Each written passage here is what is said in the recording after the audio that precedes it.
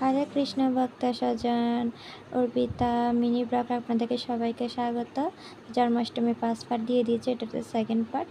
তো আমি এখন চলে যাচ্ছি মন্দিরে। তো এরা পঞ্চহত্যাকে সবাই এই দর্শন করুন, তো দর্শন করুন সবাই।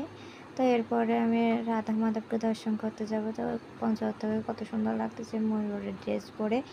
তো আপনারা সবাই দর্শন করুন, দেখুন রাধা মাধব কি যে, তো রাধা মাধবকে তাও অপূর্ব সুন্দর লাগছে। তো এরপর একটু কীর্তনে বসলাম। কীর্তনে পরে দেখুন গুরু মহারাজের দর্শন পেলেন। জয় গুরু মহারাজ কি, যেহেতু গুরু মহারাজ যাচ্ছে অভিষেকে দর্শন করতে। তো গুরু মহারাজকে এখন নেওয়া হচ্ছে মন্দিরে। তো দেখুন আমরা চলে আসি মন্দিরের ভেতর। তো নৃসিংহদেবকে দর্শন করে যায় নৃসিংহদেবকে। তো এদিকে অভিষেক শুরু হয়ে গেছে, দেখুন কত অসংখ্য ভক্তরা আসছে।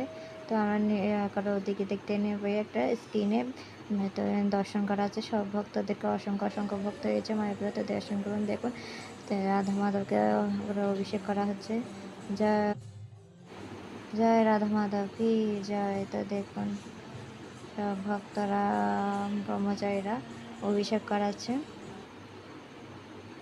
তো দেখুন কত সুন্দর না লাগতেছে অভিষেকে, সব দুধকে আরো সুন্দর করে তো দেখুন কত সুন্দর করে দুধ ঢালতেছিল। তো দুধ ঢালার পরে কত সুন্দর অনেকক্ষণ ধরে অভিষেক হয়েছিল মন্দিরে। তো আজকে তো দিন জন্মাষ্টমী সারা রাত কীর্তন হয়েছে। তো খুব সুন্দর লাগতেছে, দেখুন কত সুন্দর না। তো দর্শন করুন, দেখুন এখন তো দর্শন করার পর আমি চলে গেছিলাম প্রসাদে, তখন প্রায় 11টার কাছাকাছি। তো এখন যাচ্ছি প্রসাদে হলে। তো দেখুন কত ভক্তরা আসছে। তো আমরা তো আন্টিদের সাথে দেখা হয়ে গেছে। তো এখন যাচ্ছি গদা ভবনে। দেখুন গদা ভবনে তো ঢুকে গেছি। গদা ভবনে অনেক লাইন ছিল, তাও গদা ভবনে প্রসাদ খেয়ে অনেক ভালো হয়েছে। তো এখন লাইনে যাচ্ছি আমরা সবাই।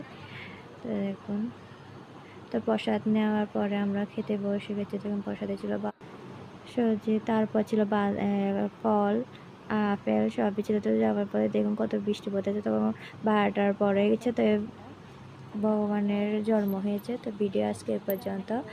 তো তখন রাত 1টা। এখন আমার চুলের অবস্থা খুবই খারাপ। তো প্রসাদ খেয়ে এখনো মন্দির খোলা। তো আজকে ভিডিওটা কেমন লাগছে অবশ্যই কমেন্টে বলবেন। হরে কৃষ্ণ, শুভরাত্রি।